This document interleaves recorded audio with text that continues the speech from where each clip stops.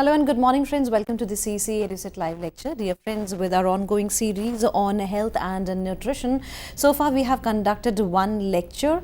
In previous session, we talked about food. We talked about various components of food and how food should be prepared. Dear friends, taking our series forward today in this session, we would be talking on food science and technology in India. And for this discussion, we have again with us in our studios Mrs. Rashi Mukhopadhyay. Mrs. Rashi Mukhopadhyay is an assistant professor in Department of Elementary Education, Jesus and Mary College, University of Delhi. So dear friends, I would like to welcome our guest, Mrs. Rashi Mukhopadhyay, under whose able guidance we are going to understand various aspects and perspectives under the topic food science and technology in India. So, ma'am, welcome to the EduSet lecture once again. Thank you, Geetika. Good morning, everybody. And we'll focus on today's session on food science and technology. But before I begin today's session, let us do a little recapitulation of what we discussed in the previous session. In the previous section was focused on the food, and it was basically a beginning into this whole world of health and nutrition, and how we define as food being the essence of life. So let us just do a quick recapitulation. We said that when the food is essence of life, then there are three broad functions of food. One is to grow, and second it is to be active, and third it is to be healthy. These are the three broad functions of food that we discussed last time. We also went through the understanding of the food guide pyramid, where we had the various broad food categories such as grains, vegetables, fruits, oils, milk, meats and beans. And this food guide pyramid depicts the proportion in which all these categories of food can be consumed. So we can see that a large proportion is of grains, vegetables and fruits, also milk, and relatively smaller proportion is of oils, meats and beans. The third thing we discussed last time was the methods of cooking, and we broadly discussed three methods: the moist heat method, the dry heat method and the hot fat method of cooking. We also talked about the various food preservation methods such as drying, sublimation, cure, fermentation, pickling and edible coating. We talked about all of these methods in detail last time, and whereas, as the name suggests, through these preservation methods we can retain the food for a longer duration. Now, another method of food preservation was that we haven't discussed is canning. Now, canning is a two-step process. First, the food is prepared by being packed into containers which are then sealed. Then the containers are canned or heated to ensure that all microorganisms are destroyed. So it is not only just packaging of the food, it is also the treatment to the food that is given, to the can that is given, and so the name of canned or the method is called as canning. Another method is sterilization, which is the elimination of all microorganisms through extended boiling or heating to temperatures much higher than the boiling, or through the use of certain chemicals. So, sterilization is another process in which if you remember, when we talked about boiling, we are saying that the temperature are raised to 100 degrees Celsius. But in sterilization, the temperatures are raised much above the boiling point. Another method is the refrigeration. Refrigeration slows down the biological, chemical and physical reactions that shorten the shelf life of food. For safety purposes, refrigerators should be kept between just above the freezing to no more than 40 degrees Fahrenheit or 4 degrees Celsius.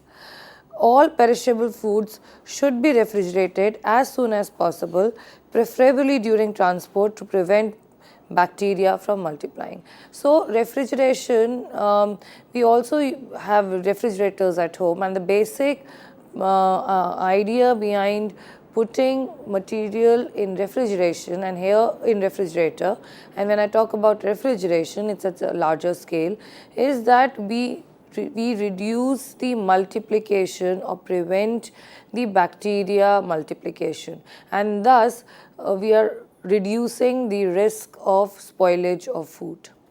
Another method is freezing. Freezing makes water unavailable to microorganisms. So the chemical and physical reactions leading to deterioration are slowed down by freezing. So these are the 4 methods that are also various ways of food preservation that we use in our day-to-day life. Now, these were comparatively the cold preservative methods. The another method is the heat preservation method, which is called as pasteurization, a food preservation process that heats liquid to 160 degree Fahrenheit or 71 degrees Celsius for 15 seconds or 143 degree Fahrenheit and 62 degrees Celsius for 30 minutes in order to kill bacteria, yeast and molds. So we are heating the liquid first at a particular temperature for a shorter duration, then to another temperature for a longer duration, so that all the bacteria, molds and fungi are killed. And the very common product that we used of this method is milk. We often use milk in our home, which is pasteurized milk. So you can now understand that what food processing it has gone to, so that milk is coming to our home. So these are the broader methods. Now today we'll also focus on food science and technology, especially in the context of India. So to understand let us understand first what is food science, what is food technology, what is the difference between food science and technology. Then we'll move on to again a different area of food spoilage, food packaging, processing. So like last time we discussed about methods of cooking and food processing. Now once we have a cooked product or a processed product, how should we go about, and what is the industry that is based on the processing, cooking and transportation of or packaging of the food that is there. So we'll talk about that industry, what are the challenges that are there in this field, and how these all challenges can be minimized is going to be focus of today's presentation. So let us look at what is food science. Now food science is the discipline in which the engineering, biological and physical sciences are used to study the nature of foods, the causes of deterioration, the principles of underlying food processing and improvement of foods for the consuming public. Now food science is highly interdisciplinarily applied science that incorporates concepts from many different fields, including microbiology, chemical engineering, chemistry, physics, biochemistry and many others. So if we look at the definition in the first part, we are saying that we are looking at food holistically in terms of looking at the nature of foods, what causes the deterioration in the food, and looking at food processing in terms of the principles underlying food processing and how there can be improvement in the food so that it is able to reach to the consumers. So this is broadly is what food science all about. Let us also define food technology. Now food technology can be defined as a science dealing with the knowledge of doing things efficiently and effectively. It deals with engineering and other scientific as well as technical problems involved in transforming edible raw materials and other ingredients into nutritious and appetizing food products. So having said that, let us look at what is the difference between food science and food technology? Now, technology maintain a special relationship with several basic disciplines as well as other applied specialization. Food science and food technology are not two separate subjects. The relation between them is also subtle and complex. Food science is concerned with basic scientific facts about food, whereas food technology is concerned with the processing of raw materials into food that meets human needs and works. So, if we look at broadly to understand how food science and technology differ, A, they are intermingled together because they both are talking about the interdisciplinary application based specializations that are there in the area of food science and food technology. But the difference is that in food science, we are concerned about the scientific facts of the food. So, we are concerned with more about describing food, the chemical composition and everything, whereas the food technology focuses on the various processing of the foods that is there so that it meets the human needs and other works of the and before it reaches the consumers. So, let us look at what are the sub-disciplines of food science. Let's begin with food technology. It is the application of science in processing, preserving, packaging, storing food according to industry or the government specifications.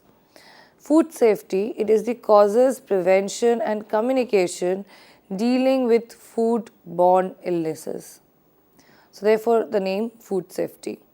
Food microbiology is the positive and the negative interaction between microorganisms and foods. Food chemistry is the molecular composition of food and the involvement of these molecules in chemical reactions. Food physics, it is the physical aspect of food. For example, it is the viscosity and texture, etc. That is food physics. Then we have food engineering. It is the industrial processes used for food manufacture. Now, also the product development, the invention of new food products. Sensory analysis, the study how food is perceived by consumer senses. Food packaging, in which they study how packaging is used to contain and preserve food after processing till it reaches the consumer. And molecular gastronomy, the scientific investigation of the effects of the processes involved in cooking and in molecules present in food that determine its taste and smell.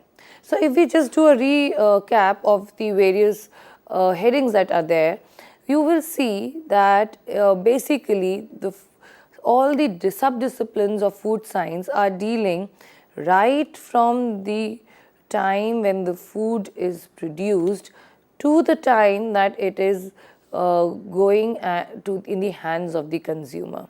So, all the aspects related of food is part of food science. Now, be it technology, be it the safety, be it the packaging, packaging will succeed food processing, all the regulations that are required. Now, even when it is reaching to the consumer, how the consumer is responding, the senses of the consumer responding to the food, then and not only that, it is also looking at the changes that happens in the food when the food is subjected to various processing preservation methods. So, that is broadly what a food science is comprising of. So, you can see what are the plethora of the sub-disciplines that are there as part of food science. Now, let us look at another important aspect is food technology. So when we talk about food technology, I am going to talk about the first introduce you to the Indian food industry, and all the data that I am quoting here is from various websites that I have visited. And so let us look at how the Indian food industry stands as of today. India is the world's second largest producer of food, only next to China. The size of Indian food market is rupees 8,190 billion, and the size of food processing industry is rupees 3,150 billion. Now, food processing industry is one of the largest in India, ranks 5th in terms of production, consumption, growth and export prospects. Government of India envisages to triple the size by 2015, enhancing India's share in global food trade from 1.5 to 3%. Food processing industry in India will grow 30 to 40% in next 10 years vis-a-vis 15% at present. So you can imagine the magnitude of the expansion that is being aimed at, and it is also, this reflects the need to look into this industry and look at all aspects of the food, so that when the food is produced and reaching it to the consumer, there is minimal wastage of food, through minimal spoilage of food, and the quality of the food that is reaching to the consumer is not lost in the various processes. Let us look at the subsectors of the food processing industries.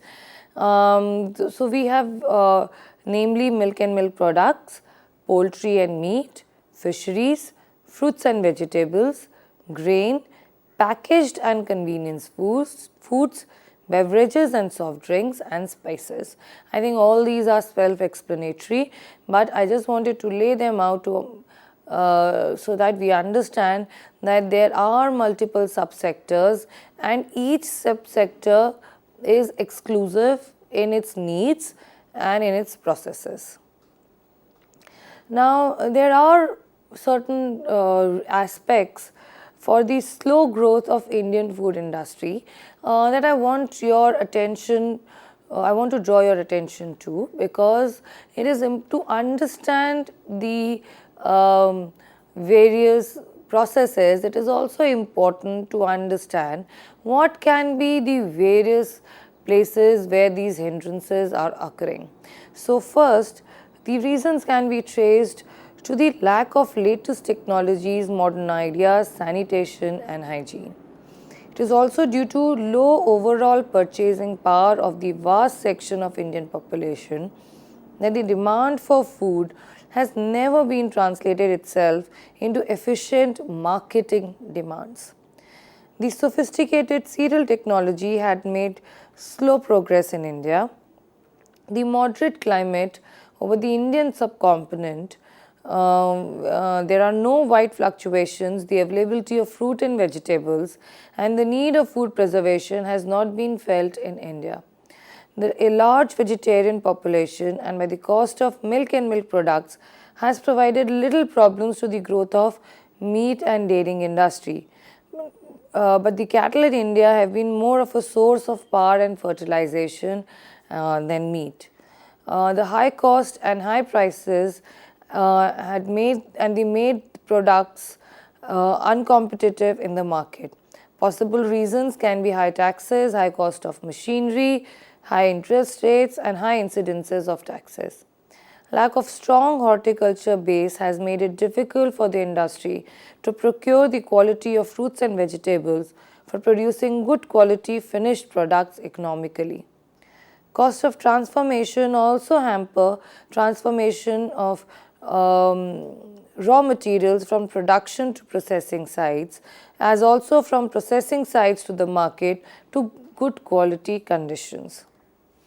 The inability to make proper washing, packing, trading and storing arrangements. The lack of integration in production and processing, making it difficult for the industry to get adequate quantity of raw materials and appropriate quality.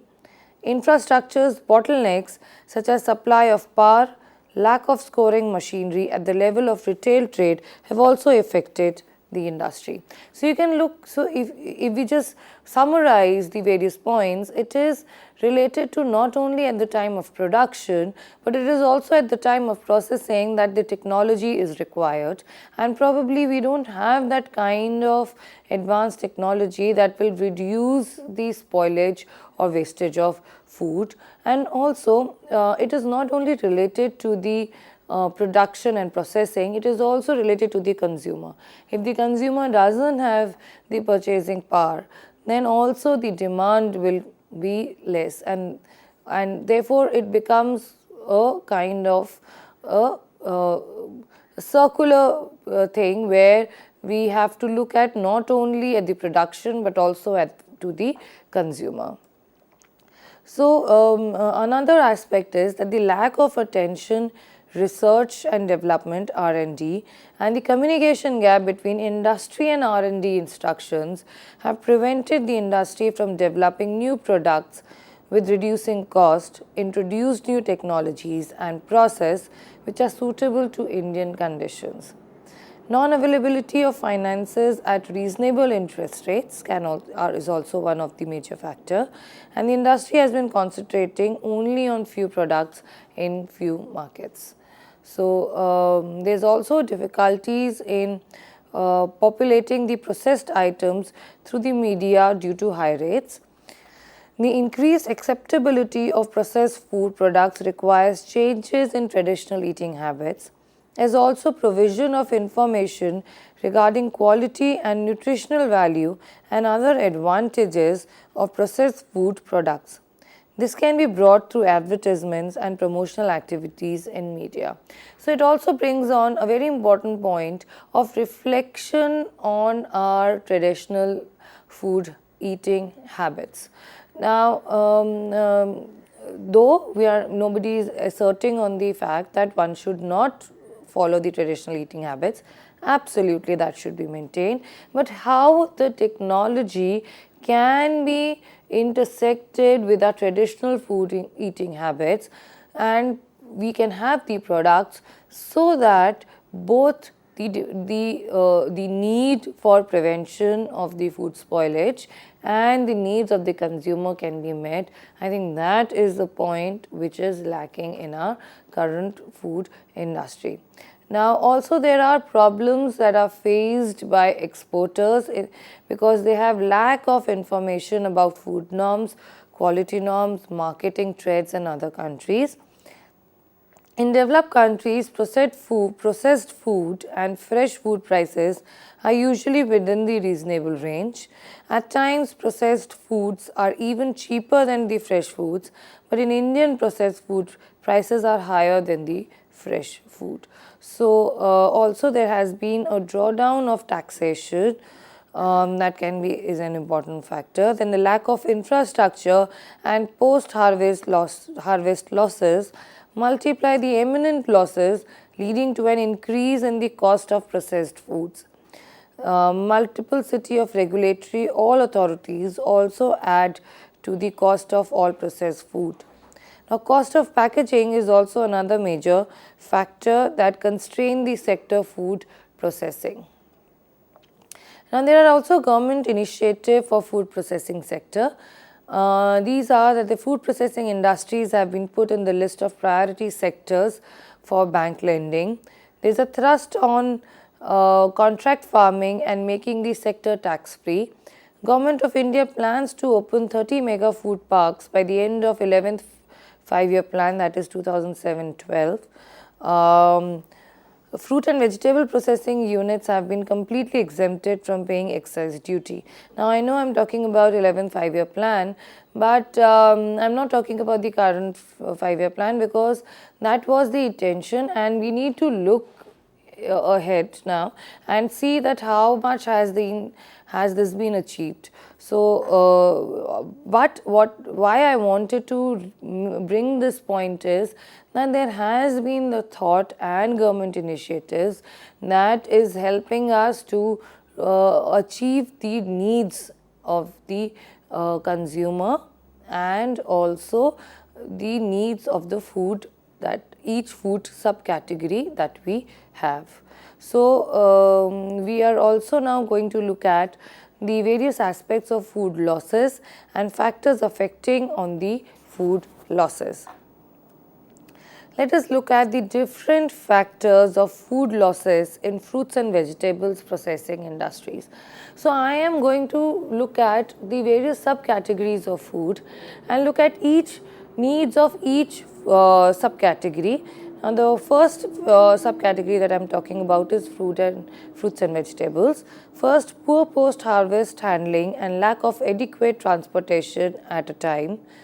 Improper storage facilities and poor processing techniques, unavailability of continuous power supply in pre-cooling arrangement at harvesting, critical shortage in grading and cleaning arrangements, unsafe handling and packaging and storage facilities of perishable products, lack of processing machinery technology, undevelopment of R&D, lack of knowledge regarding food laws and regulatory agencies, and improper marketing infrastructures. These can be various factors in the food losses of fruits and vegetables processing industries. It is estimated that 6 to 7% of the food grains are lost during post-harvest operations. And there is also food deterioration, where food undergoes deterioration without storage. It depends on moisture content of the food and other factors like heat, cold or refrigeration, humidity and microorganisms. The major reasons for food spoilage can be growth and activity of microorganisms, activity of food enzymes and other chemical reactions within the food, insects, parasites and rodents, inappropriate temperature, moisture, reaction with oxygen, light and time. Now, broadly, I am categorizing all the factors affecting food losses into 4 broad categories, therefore, which is physical, chemical, physiological and biological. The physical factors include temperature and humidity. The chemical factors include moisture and enzymes. The physiological factors include respiration and heating, and the biological factors include insects, mold, fungi, mites, microorganisms and rodents. When we say that in the fruits and nuts, the microorganisms enter through the shell, which are weak and broken. In milk products, in case of milk, contamination may take place due to reasons like udder, teats, milkers' hands, utensils and through milk sets, etc. Role of microorganisms where bacteria, yeast, mold, etc. They act upon or they multiply on the food, and they lead to the change in flavors and spoilage of food, and they also lead to the gas production. Now, molds are long and grow by the network and produce mold spores. Microorganisms usually attack all food constitutes. Now, if we look at the various aspects quickly, then we have the multiplication of bacteria, where they increase by cell division depending upon the type of bacteria and favorable growth conditions like heat, moisture, nutrients and light. Then we have enzymes, where the enzymatic activities are balanced in living tissues. Pepsin is essential to digest proteins in stomach. Some enzymes are useful in manufactures of cheese, etc. So, here I am emphasizing on the point that some enzymes are needed for the processing and digestion, but whereas some enzymes may lead to the spoilage of food. Now, we also have insects, parasites and rodents, we have talked about it.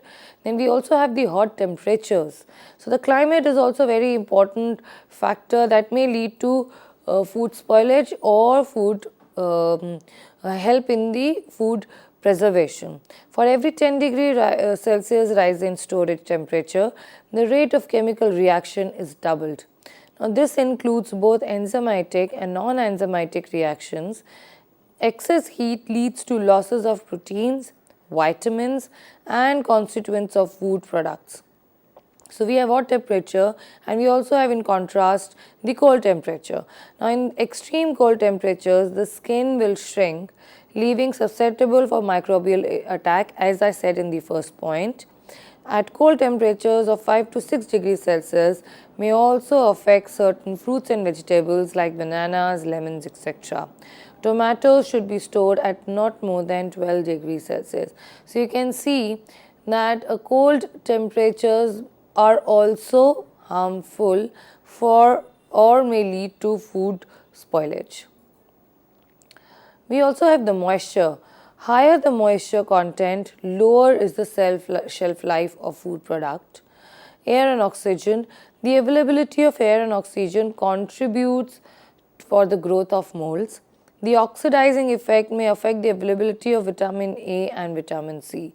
Now, we will also in our subsequent sessions, we'll talk about each nutrient that exists in food and its uses and deficiency diseases.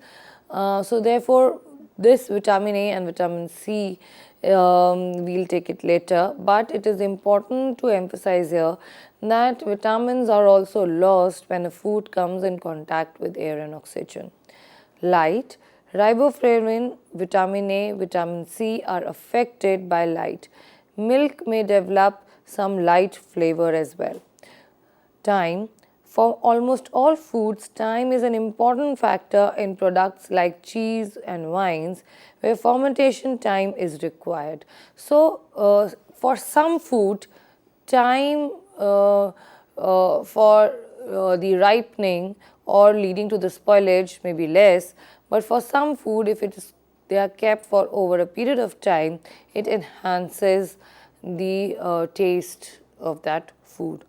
The last point is that there is improper marketing infrastructure. Proper post-harvest handling has capacity to meet the food needs of growing population, to provide nutritive foods and encourage the use of value-added foods. So therefore, this brings us again on the emphasis of the preservation methods. The basic objectives of food preservation are to minimize the food losses and food spoilage. Food preservation is essential to carry the food from time of plenty to the time of scarcity. Let us look at the preservation of meat. If you remember, in the last session, we did talk about preservation methods, and we talked about preservation methods and their categories.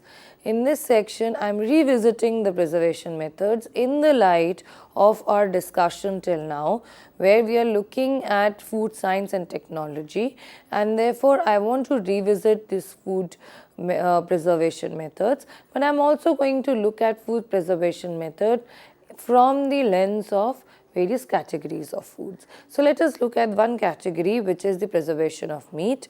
Basically, in the case of meat and products, the microorganisms contaminate the flesh through skin and through equipments like knife, bowls, etc.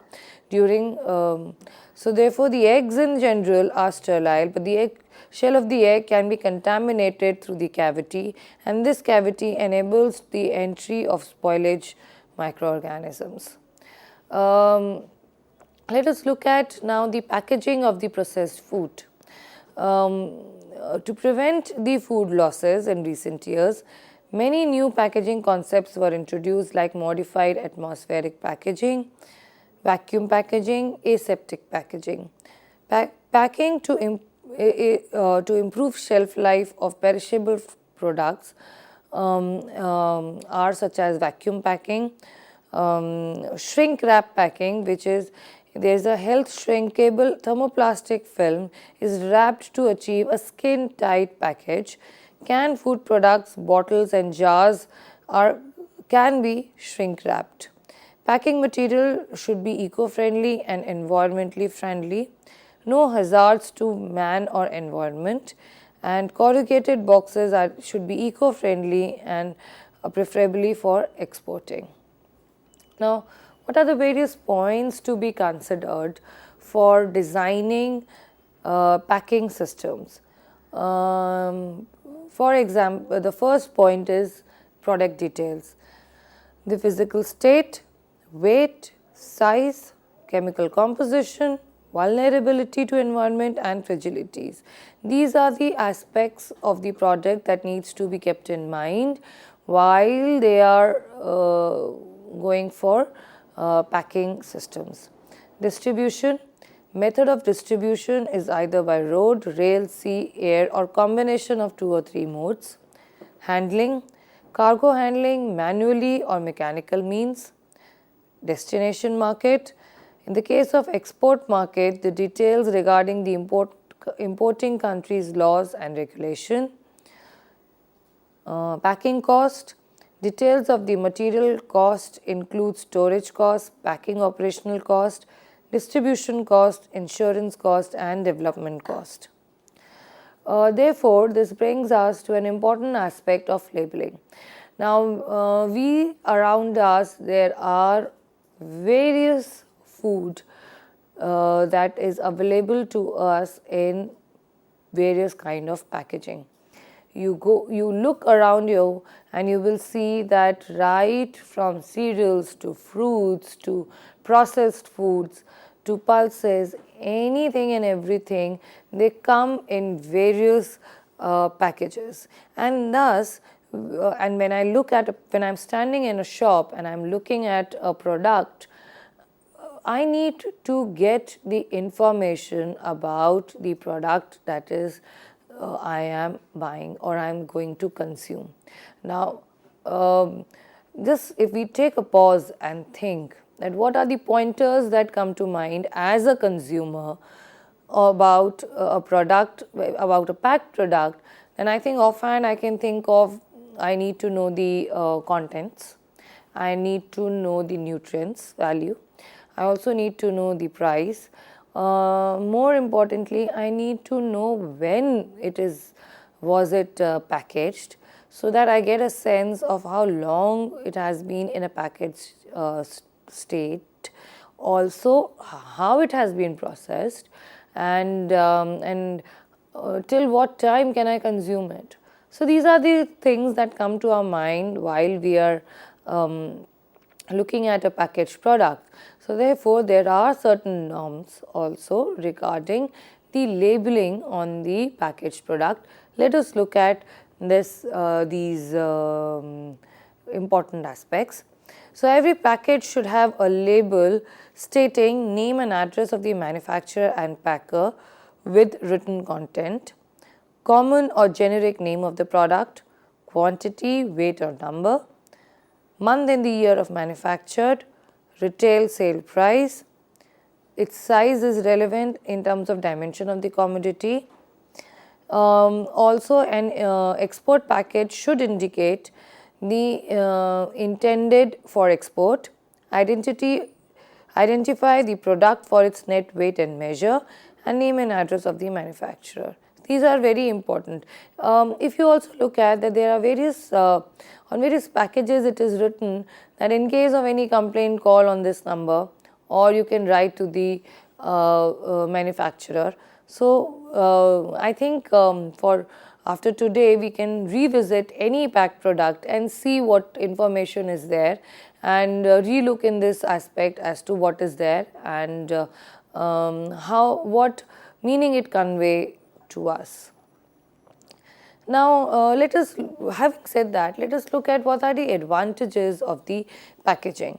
First, it is useful in marketing function as the commodities packed are viewed to have good preservation. They protect the quality and quantity of produce during transit and storage. The main advantages are as follows. It protects the goods against breakage, spoilage, leakage, pilferage during their movement from production to consumption point. The packaging of some commodities involve compression, which reduces the bulk like cotton, jute and wool. It facilitates the handling of commodities, especially fruits like apples, mangoes, etc. during storage and transportation. It helps in quality identification, product differentiation, branding and advertisement of the products. It helps in reducing the marketing cost by reducing the handling and retailing cost. It helps in checking adulteration. Of course, if the product is packed, once it is packed, it will help to reduce any adulterants that anybody can add. It ensures the cleanliness of the products. Packaging with labeling facilitates the coverage of instructions to buyers as how to use or preserve the commodities. The labels show the composition of the products. It prolongs the storage quality of products by providing protection from ill effects of weather, especially for fruits, vegetables, and other perishable goods. So, we should also have a look at the packing materials and new invention in the packaging. There are many new developments in the use of materials for packaging the products. Most of these have been in the area of packaging for consumers with a view of making commodity more attractive. The usage of fiber board containers, polyethylene, polyshells, which is a combination of polyethylene and cellophane, and multi-wall paper bags are some of the innovations in this direction. At this point, I would like you to recall various advertisements that are there, and especially, I recall an advertisement which was talking about how the milk is, how their packaging is better because they are packing the milk in a carton which is a 6-layer carton. So, and what are the advantages of multiple layer carton and how this will preserve the freshness of milk. So, if we just, while we are talking about all of this, if you can just reflect on the various advertisements and the products that are there are in our home, I think you will have a better understanding of what we are discussing today, because the moment I'm talking about packaging, it's a little exercise that we all can do is that just pick up any packaged product and look at what are the essential things that are mentioned and look at the importance of each thing, or look at how each aspect is giving us information and helping as a consumer to choose from the various packaged products that we have. When I am talking about packing material, look at the various materials that are there. If you will see that yes, some of them they do come in containers, some can come in metallic containers, or some come in a board paper book containers, some have polyethylenes and polyshells, some are multi-wall. So, just look around, look at the various package materials that you have, and then connect it with what we are discussing today. The next point is that although packaging is advantageous, it adds to the cost of the products. Some of these are rather fanciful and more to the cost than to the utility of the product. In order to reduce the packaging cost, unnecessary use of fancy packing materials should be avoided. In general, the materials used should have 1. A protective strength. The material used for packaging must have enough strength to protect goods from breakage, leakage, spoilage and pilferage. Attractive. The material should be attractive to tempt the onlooker to try it. Consumer convenience. The packaging material should be used and packets be made of such size as is convenient and suits the consumer needs. 4. Economy. It should be cheap and material used in the packaging should be used for domestic and other purposes after the contents are used. In case the material cannot be used, it should be biodegradable. And thus, while we are looking at the economy of the packaged material, we also need to look at the environment. It should not be harmful to the environment, because in the long run, then it will be again a problem to the all human beings and all, in fact I should say all living beings on the earth. Fifth, it should be free from chemical reactions. Packaging materials should not give rise to adverse chemical reactions and should conform to the safety standards prescribed by health authorities. Based on the commodities and packaging material vary, it is also based on commodities' perishability and stage of the marketability. So the food grains and oil seeds are for wholesale market and are usually packed in gunny bags, whereas sugar in jute bags. In recent years, bags made of jute blended with synthetics are used for packaging of commodities like cement and fertilizers.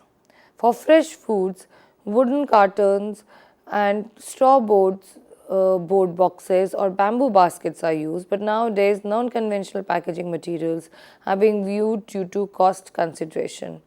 Some of them are polyethylene foam wrappers using tissue papers, plastic trays and corrugated board cartons. Vegetables are normally packed in jute bags, bamboo baskets and expensive wooden boxes.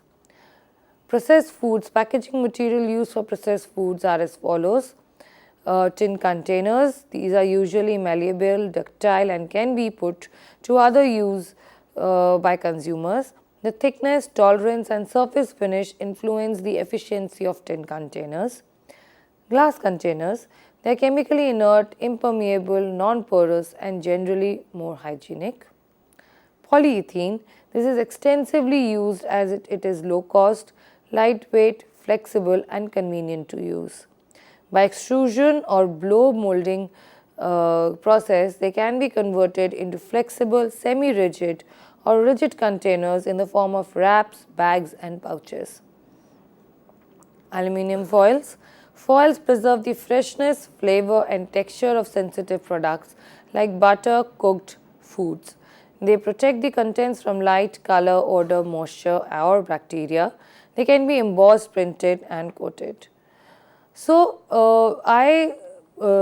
I'm just through these pointers, I'm reiterating the various materials that are there around in our environment.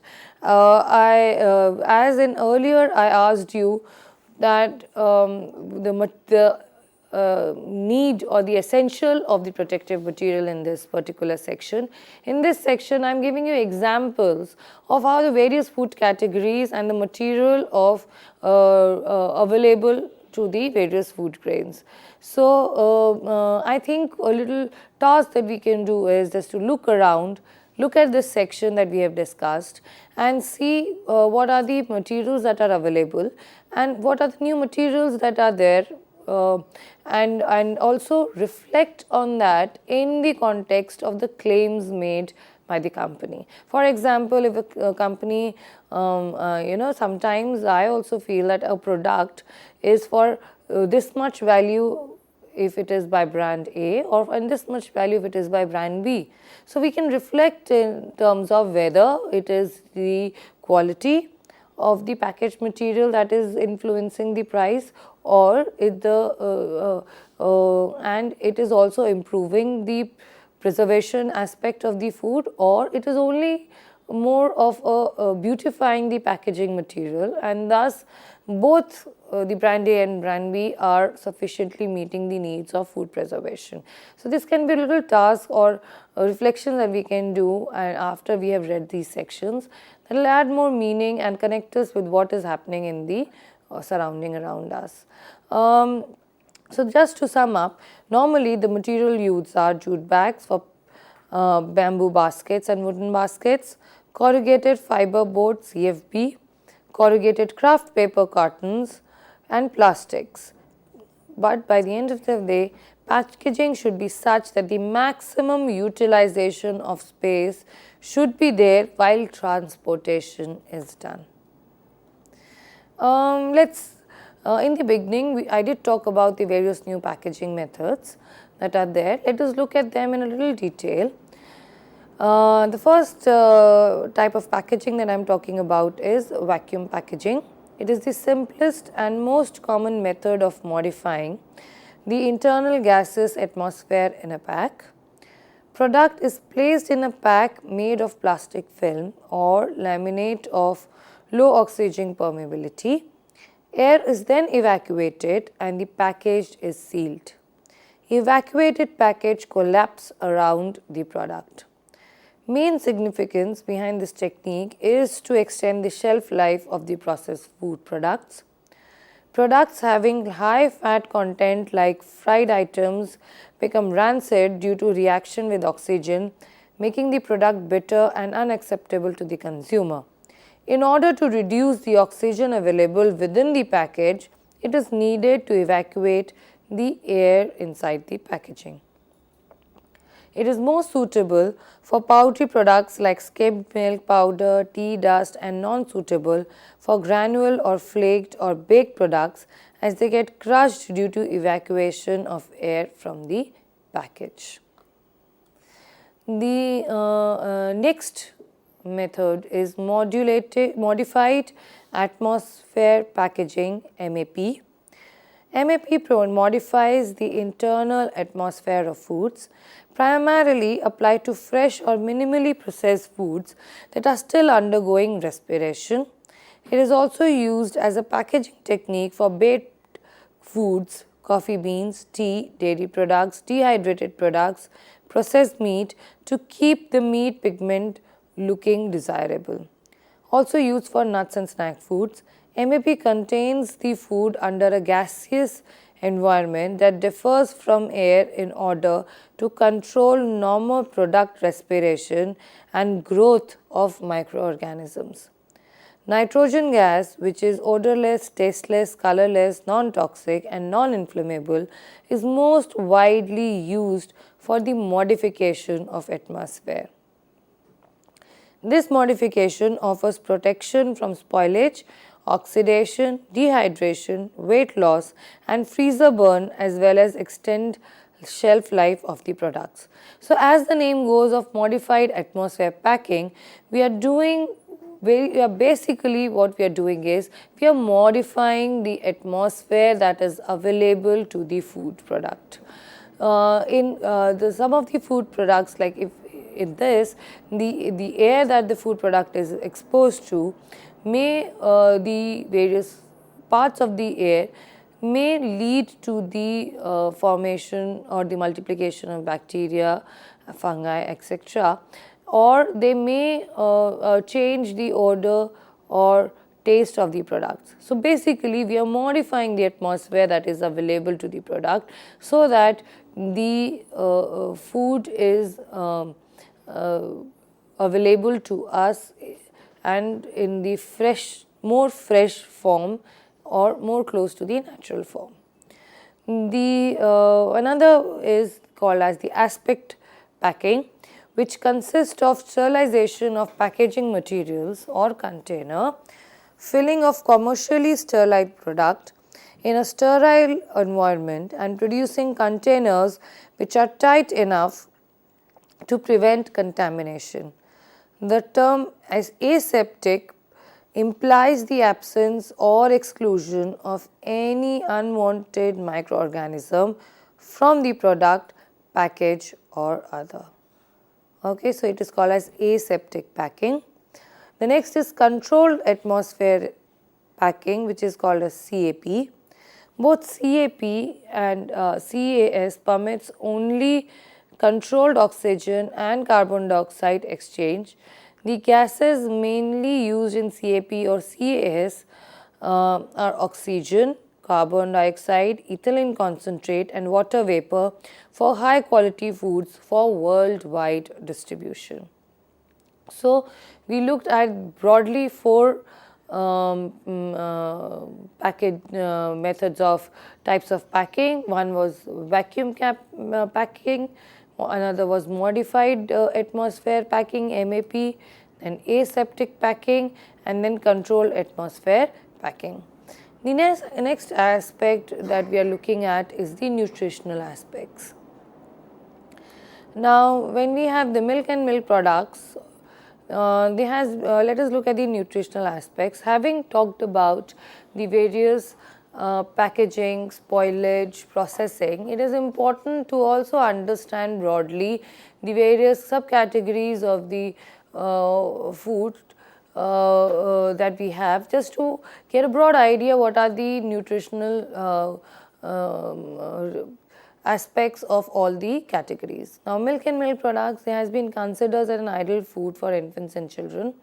Milk and milk products are not only source of good quality proteins but also of calcium, riboflavin and numerous other nutrients, for example biotin, pantothenic acid, iodine, potassium, magnesium, selenium, thiamine, vitamin A, B12, D and K. Meat and fish. Meat, poultry and fish are rich in good quality protein and also provide vitamins B. A special feature of flesh foods are that they contain vitamin B12, which is absent in plant foods. Also, they are a good source of vitamin A. Fish is a good source of calcium and omega-3 fatty acids. Fruits. They serve as a source of energy, vitamins, minerals and nitric fiber. Energy, carbohydrates, for example, you have banana, jackfruit, dates and raisins. Proteins are amino acid chains in such as nuts and figs. Fats such as avocados, olive and nuts. Vitamins like for example vitamin A from cherry, orange, watermelon. Vitamin C, orange, strawberry, banana, apple, etc. Niacin, peach, banana, orange, apricot. Riboflavin, banana, orange, avocado. Thiamine, orange, banana, grapefruit and apple. So, we also get dietary fibers from fruits and we also get minerals such as potassium, phosphorus, calcium and irons from fruit. Grains, cereals, millets, pulses consumed, they have the contribution to energy intake. They also supply us with nutrients such as protein, calcium, iron and vitamin B complex. They are also rich sources of minerals and fibers. Pulses are important sources of proteins in vegetarian diets. They are rich in vitamin B and they are, however, they are deficient in methionine and tryptophan, but they are very rich in lysine. And a composition of cereals and pulses are very important to supply us with all aspects of nutrition. This brings us to the aspects of nutritional security. I think I will leave for today's session this aspect and I am going to amalgamate this aspect when I am taking up all of these food groups separately and also taking up all these nutrients separately so that we get a holistic sense of what we have talked in these two sessions about food, the essence of food, the methods of cooking, preservations of food, aspects of food spoilage and packaging so that we understand that by the end of this what are we preserving and what it is reaching to the consumer. With this note, thank you ma'am, thank you so very much for giving us a very productive session on food science and technology in India. Dear friends, if you want to access this lecture once again and the number of times, so we would like to tell you all that very soon we are going to upload this lecture on YouTube so that it becomes easier for you to access this lecture. So dear friends, if you want to give your feedback also regarding this particular lecture, then you can mail us at info.cc@nic.in. We would love to solve your queries if you would like to be answered them the next time when Mrs. Rashi Mukhopadhyay visits our studio. Till then, take care, goodbye. Thank you ma'am, thank you so very much.